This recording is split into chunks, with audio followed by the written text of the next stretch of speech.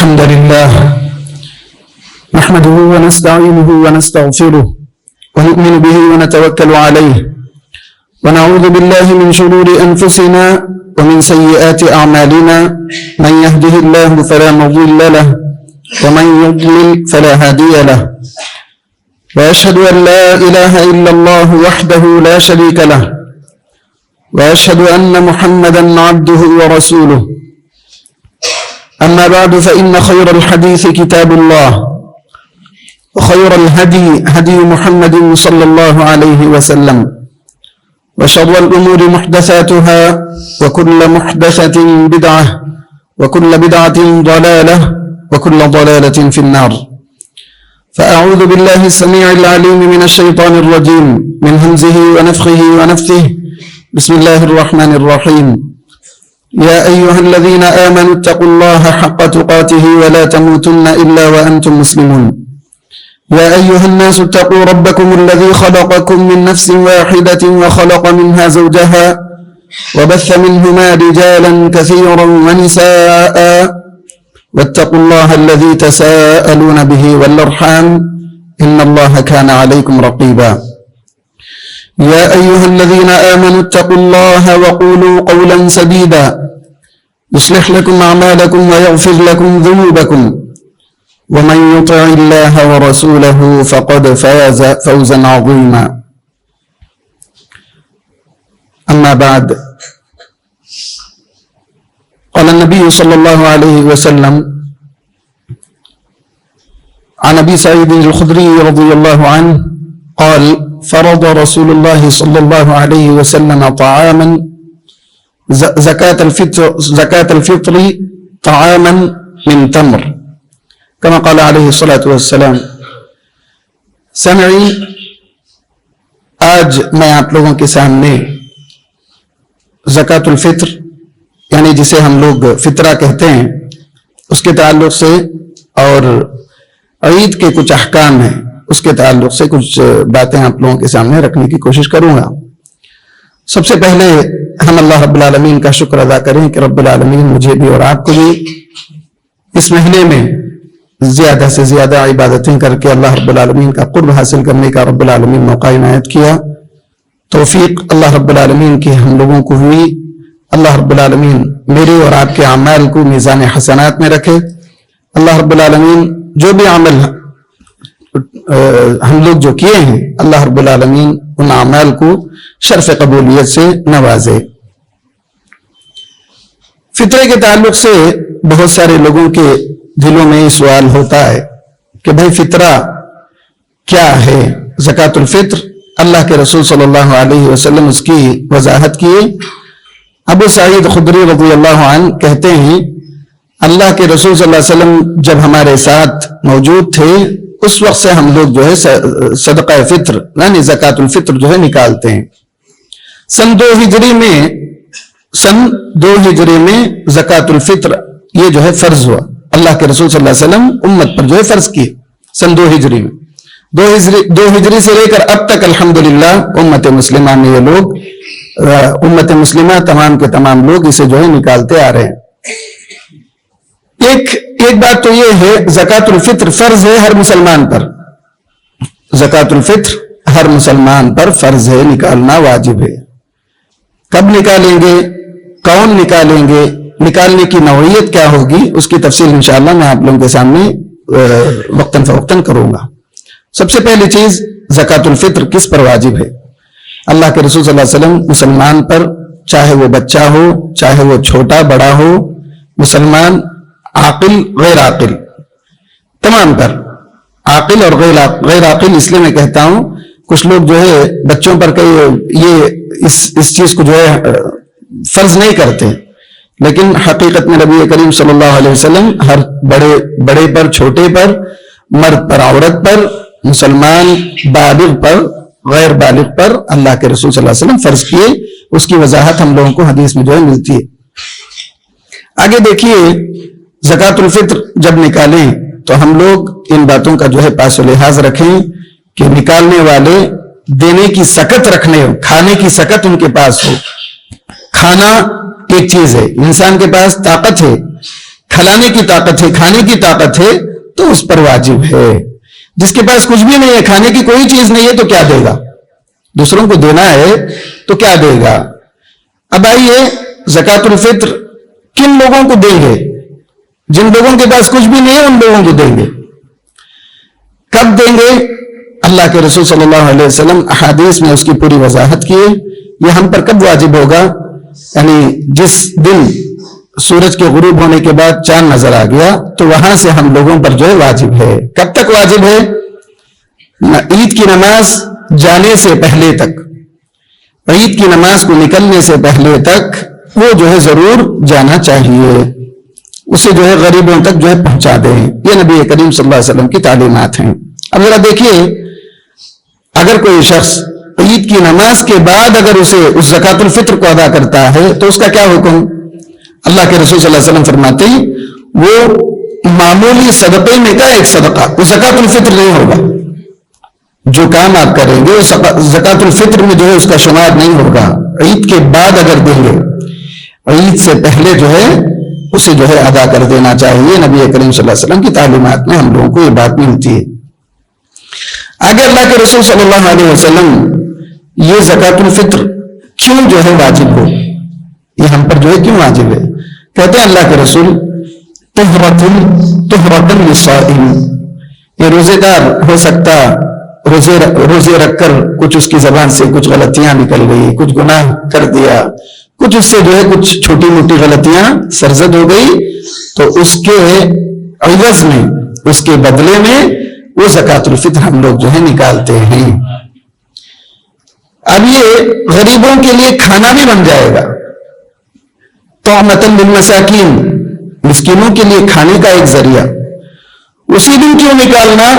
اس لیے کہ غریبوں کو بھی جو ہے ہم لوگ اپنی عید میں شامل کرنا ہے۔ اب آئیے، کیا نکالیں؟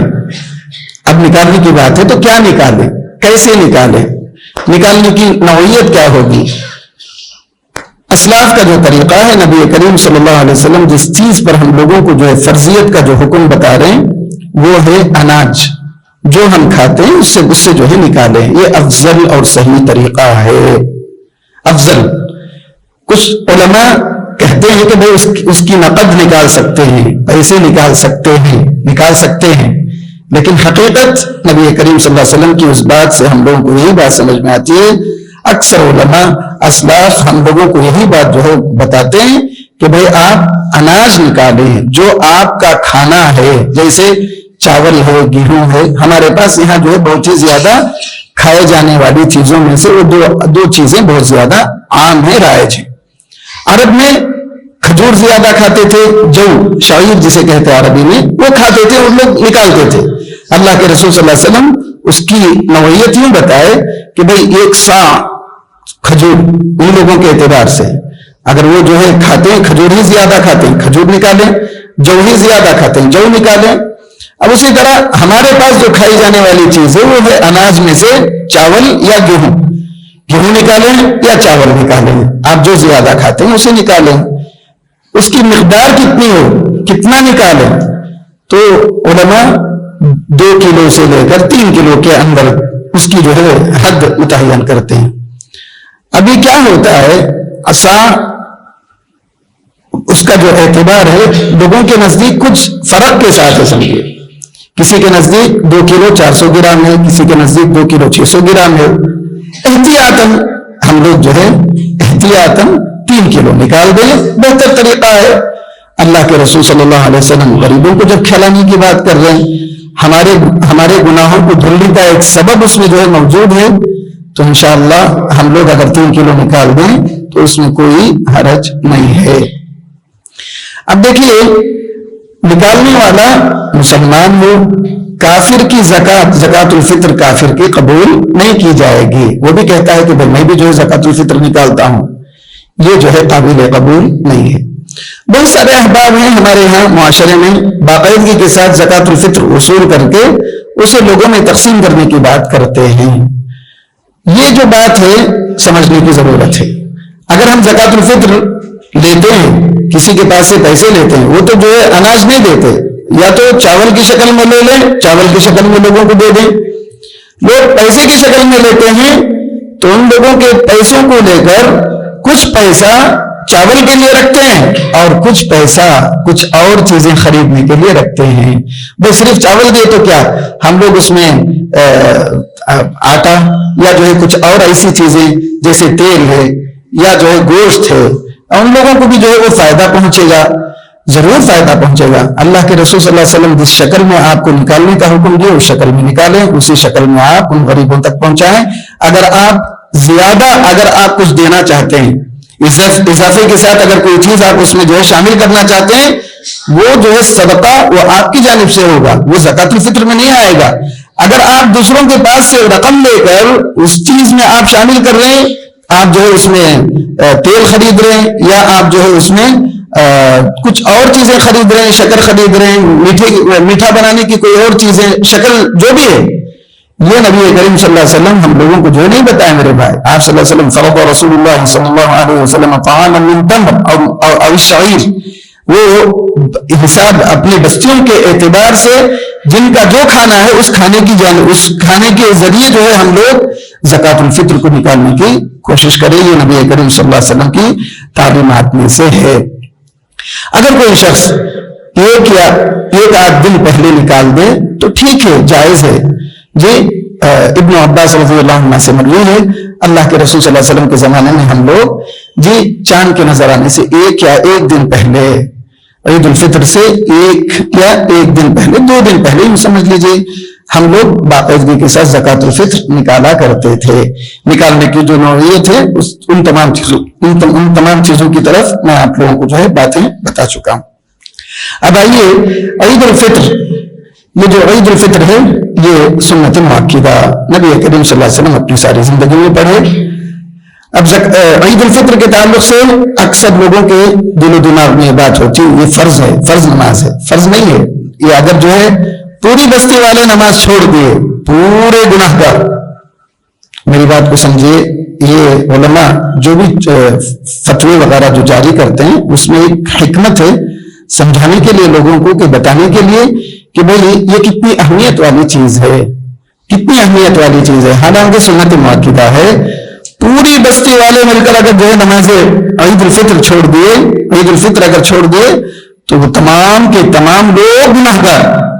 حالانکہ سنت مؤکدہ ہے. سنت مؤکدہ کو چھوڑنے سے نبی کریم صلی اللہ علیہ وسلم کی تعلیمات پر عمل پیرا ہونا ضروری ہے.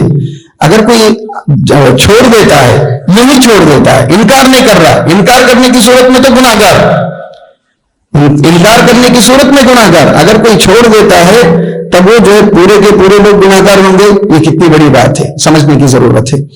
دوسری بات, ہم نے کا کوئی ایک ایسا شخص جو ہے عید الفطر جو ہے چھوڑ دیا, اب اسے کیا کرنا چاہیے, کیا کریں, توبہ کریں, استغفار کریں, ہو گئی بات ختم.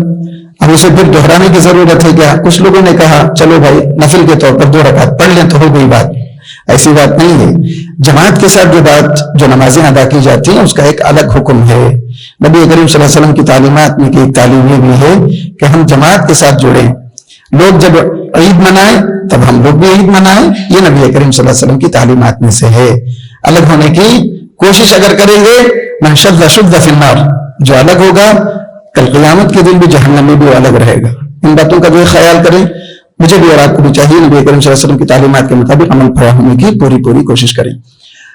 پھر اس کے بعد میں آپ لوگوں کے سامنے کہا عید الفطر, جیسا کہ میں نے کہا عید سے آگے اور عید کے بعد یا عید کے موقع پر اقامت کے ساتھ نماز نہیں ہوگی. یہ نماز اللہ کے رسول صلی اللہ علیہ وسلم فرمائے کہاں پڑھا کرتے تھے عید کی نماز؟ اللہ کے رسول صلی اللہ علیہ وسلم بھی کھلے میدان میں مصلی. آپ صلی اللہ علیہ وسلم نکلتے تھے صحابہ کو لے کر آپ صلی اللہ علیہ وسلم کھلے میدان میں جاتے تھے, وہاں جا کر عید کی نماز ادا کرتے تھے. اللہ کے رسول صلی اللہ علیہ وسلم عید کے کچھ آداب یہ بھی بتائے.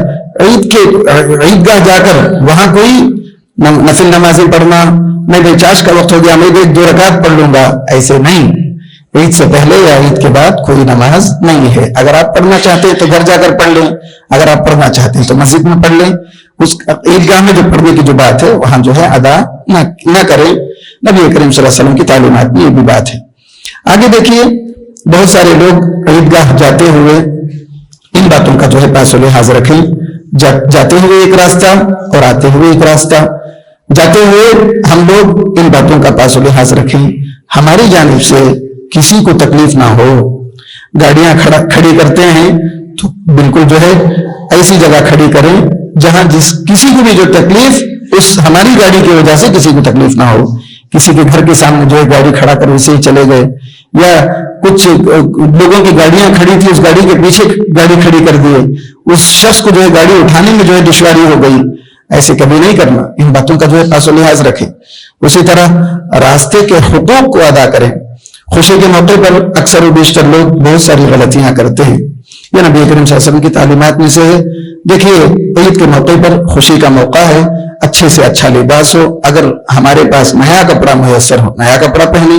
سب سے بہترین لباس اللہ کے رسول صلی اللہ علیہ وسلم پہن کر عید کی نماز کے لیے نکلتے تھے. آپ صلی اللہ علیہ وسلم امت کو تاکید کیے کہ اچھا سے اچھا کپڑا ہو، خوشی کا موقع ہے، خوشی میں ہر ایک کو جو ہے شامل کرنے کی کوشش کریں.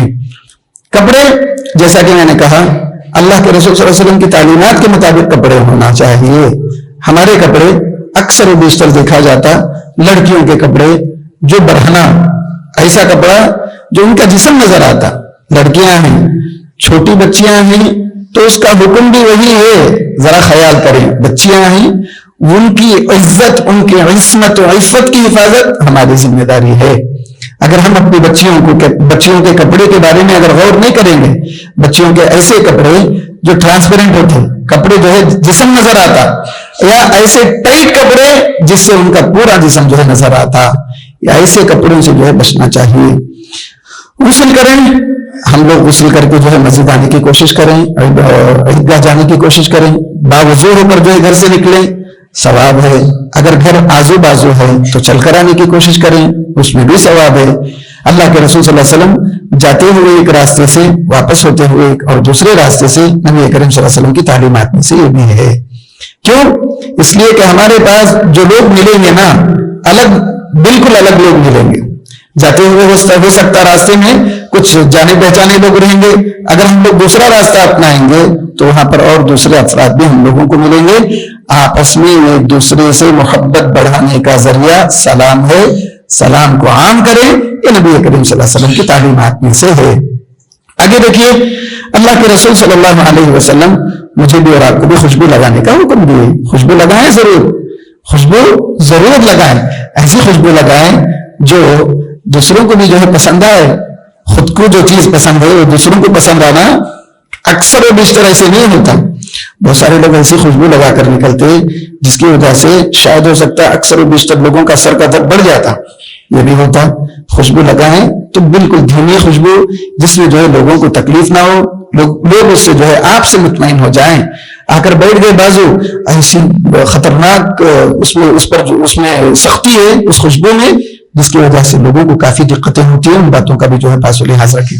دیکھیے چھوٹی چھوٹی باتیں، لیکن میں آپ لوگوں کو اس لیے میں بتا رہا ہوں، آپ صلی اللہ علیہ وسلم کی تعلیمات پر عمل پیرا ہونا. جہاں ہم لوگ تعلیمات پر عمل پیرا ہوتے ہیں ویسے ہی عمل پیرا ہو جیسے اللہ کے رسول صلی اللہ علیہ وسلم ہم لوگوں کو تاکید کیے. دوسروں کو کبھی تکلیف نہیں دینا، کسی بھی صورت میں تکلیف میری وجہ سے رائی کے دانے کے برابر بھی سامنے والا جو ہے میرے سے متاثر ہو، لیکن میرے سے ناراض یا میرے سے پریشان ہرگز نہ ہو. دیکھیے ہم لوگ خوشبو لگاتے ہیں، مرد حضرات خوشبو لگاتے ہیں، لیکن عورتوں کو باہر نکلتے ہوئے ہرگز خوشبو نہیں لگانا. اللہ کے رسول صلی اللہ علیہ وسلم ایک حدیث میں فرماتے ہیں جو عورت خوشبو لگا کر باہر نکلتی ہے وہ عورت زانیہ ہے. کیا میں اور آپ اپنی بہن کے لیے، اپنی ماں کے لیے، اپنی بیٹیوں کے لیے یہ کلمہ پسند کریں گے؟ کبھی نہیں، ہرگز نہیں. کیا آج ہماری امت میں یہ تمام چیزیں رائج نہیں ہیں؟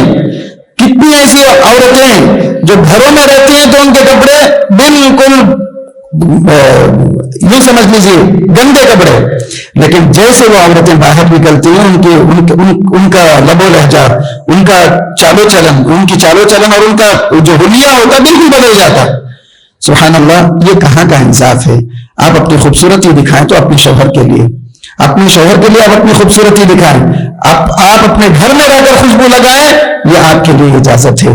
اگر آپ ہماری ماں اور بہنیں بیٹیاں باہر نکلتے ہوئے خوشبو لگاتے ہیں تو یاد رکھیے یہ بہت ہی گناہ ہے، بڑا گناہ ہے.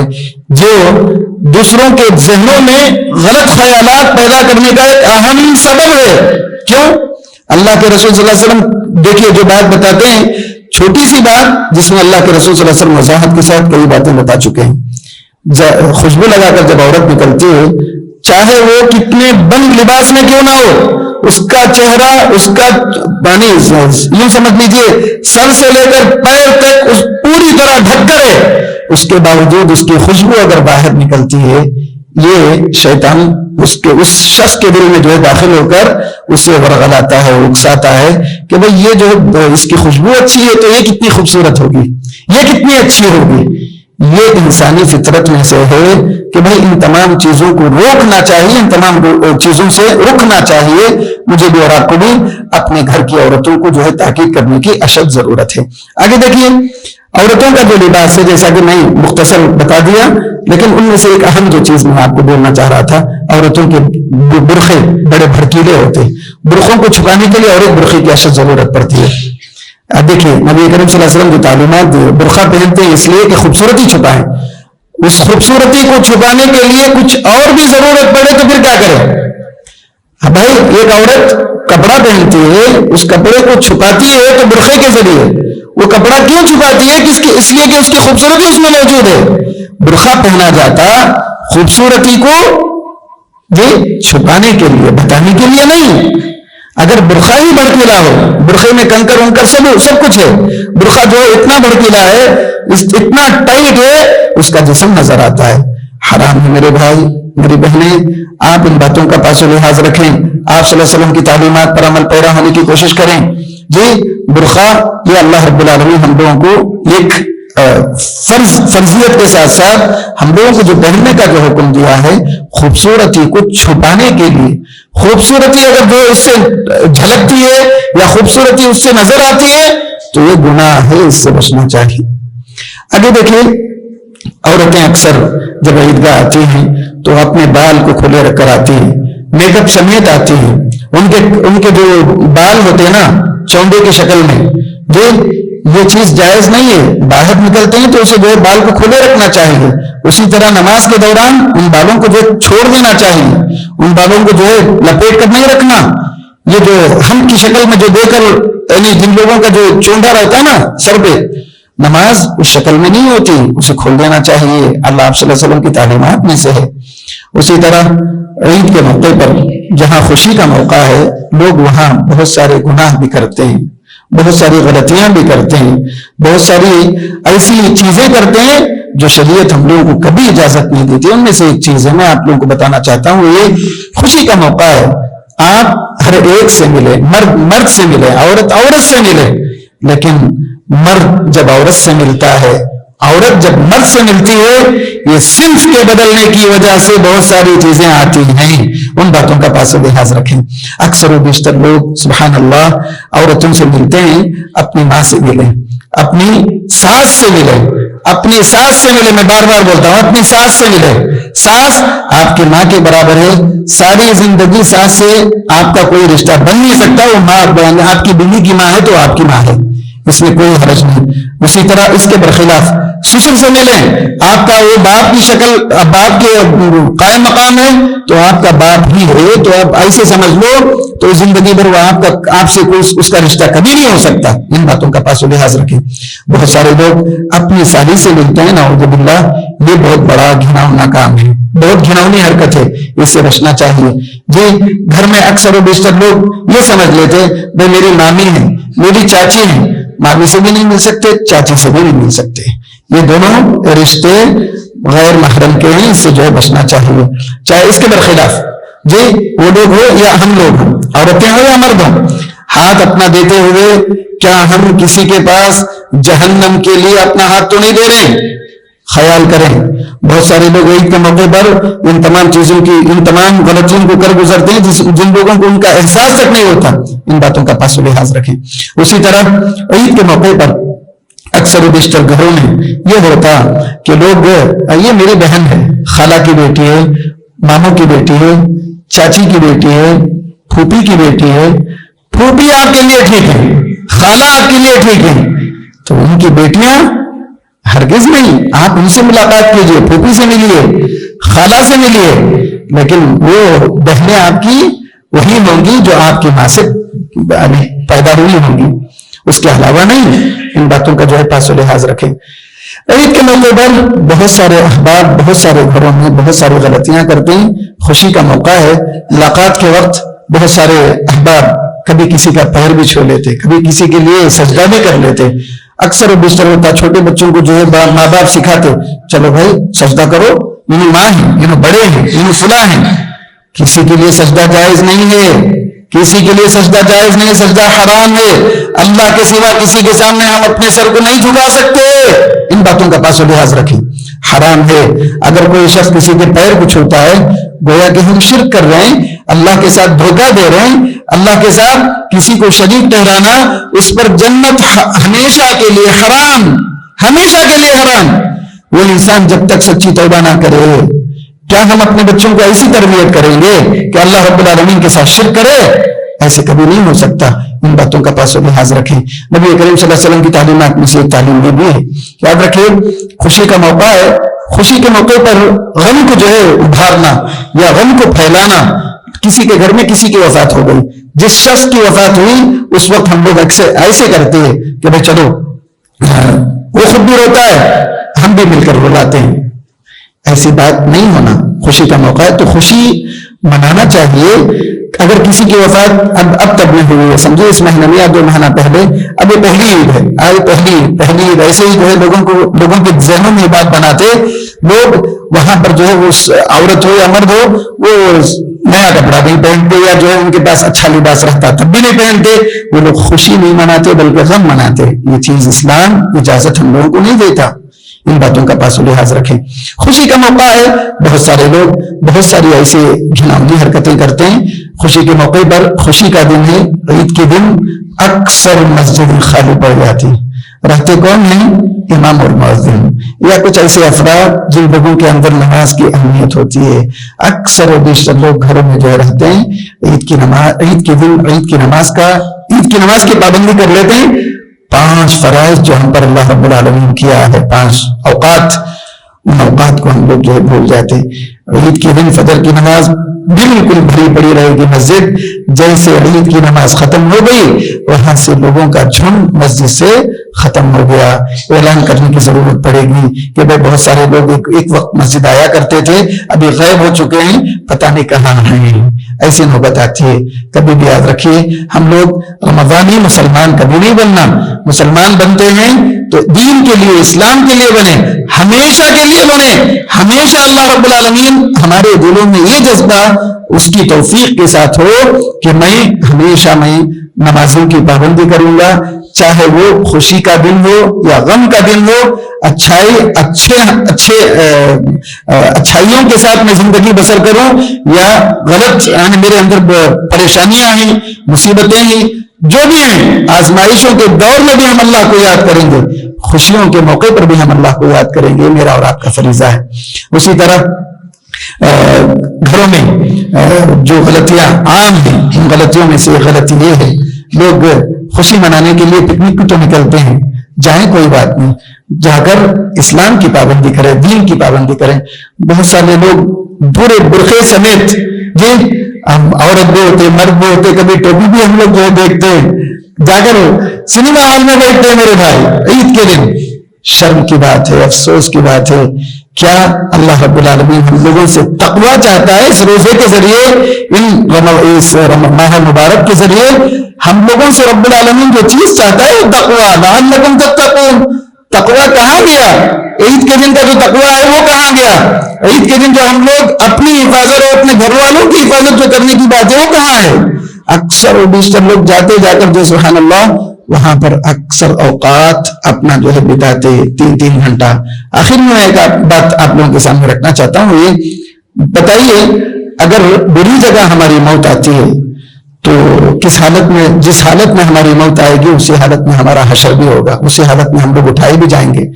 لوگ ہمارے بارے میں کیا کہیں گے؟ بات کی بات، لوگ کہیں گے کہ بھائی اس کی موت کہاں ہوئی معلوم؟ اس کی موت کہاں ہوئی؟ فلاں جگہ ہوئی۔ اب اس جگہ کے بارے میں جو لوگ یاد کریں گے ساری زندگی آپ پر لان تان ہی بھیجیں گے، ان باتوں کا جو ہے پاس و لحاظ رکھیں. اللہ مجھے بھی اور آپ کو بھی نبی کریم صلی اللہ علیہ وسلم کی تعلیمات کے مطابق عمل پیرا ہونے کی توفیق عنایت فرمائے. مجھے بھی اور آپ کو بھی جو بھی عبادتوں میں ہماری کوتاہیاں ہوئی اللہ ان کوتاہیوں کو درگزر کرے. اللہ ہمارے درجات کو بلند کرے. اللہ ہم میں جو بیمار ہیں اللہ ان کی بیماریوں کو جلد از جلد شفا میں تبدیل کر دے. اللہ جو ہمارے میں پریشان حال ہیں اللہ ان کی پریشانیوں کو دور کر دے. جو لوگ مقروض ہیں اللہ ان کے قرضے کے لیے آسانیاں پیدا کر دے. اللہ جو ہم نے وفات پا گئے اللہ تو ان کی مغفرت فرما, ان پر رحم فرما. اللہ ان کی قبر کو تو نور سے منور کر دے. اللہ ان جو بھی ہم لوگ عبادتیں کی ہیں اللہ ان عبادتوں کو میزان حسنات میں رکھ دے. کل ہم لوگوں کو جو ہے یہ عبادتیں جہنم سے چھٹکارے کا ذریعہ بن جائیں. اللہ مجھے بھی اور آپ کو بھی ان باتوں پر عمل پیرا ہونے کی توفیق عنایت فرمائے.